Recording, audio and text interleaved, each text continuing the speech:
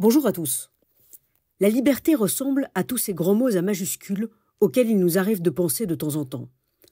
Français d'aujourd'hui, nous avons malheureusement oublié que la liberté n'a rien d'une évidence et qu'elle constitue un apprentissage. Nous avons perdu de vue que la liberté n'a rien d'une promenade de santé et qu'elle peut être également très douloureuse. Alors que les petits-enfants rêvent de devenir grands, les adolescents ont déjà l'intuition que la liberté des adultes est un pouvoir de choisir qui s'accompagne d'une immense responsabilité et de cruels sacrifices, tandis que les plus âgés ont enfin compris que la liberté, telle une pierre de Sisyphe, nécessite d'être sans cesse réapprise et reconquise. L'artiste, le peintre Hans Hartung disait « Quant à moi, je veux rester libre, d'esprit, de pensée, d'action, ne pas me laisser renfermer par les autres, ni par moi-même. » Après les confinements sanitaires, chacun d'entre nous était si heureux d'avoir retrouvé la liberté d'aller et venir, de voir ceux que nous aimons, de reprendre nos habitudes. Mais sommes-nous vraiment libres aujourd'hui ?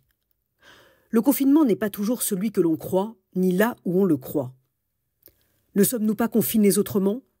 Enfermés non pas dans nos maisons et appartements, mais dans le regard des autres, dans les injonctions sociales, dans nos obsessions et nos carcans, dans notre propre regard, l'idée que nous avons de nous-mêmes et qui ne correspond pas forcément à ce que nous sommes.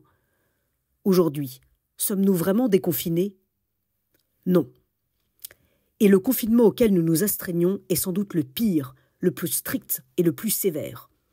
Les murs et les portes que nous nous imposons sont faits de nos peurs, de nos timidités, de nos illusions, de nos faiblesses et de nos préjugés, nos démons.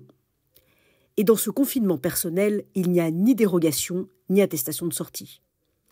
Ce virus qui nous entrave est semblable à ces démons qui nous empêchent si souvent de vivre comme nous le voudrions.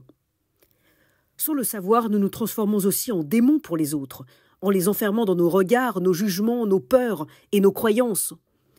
Sans le vouloir, nous sommes si souvent les murs et les portes qui confinent ceux qui nous entourent et les empêchent d'être libres. N'est-il pas temps de libérer les autres de nos regards, de nos peurs et de nos jugements ?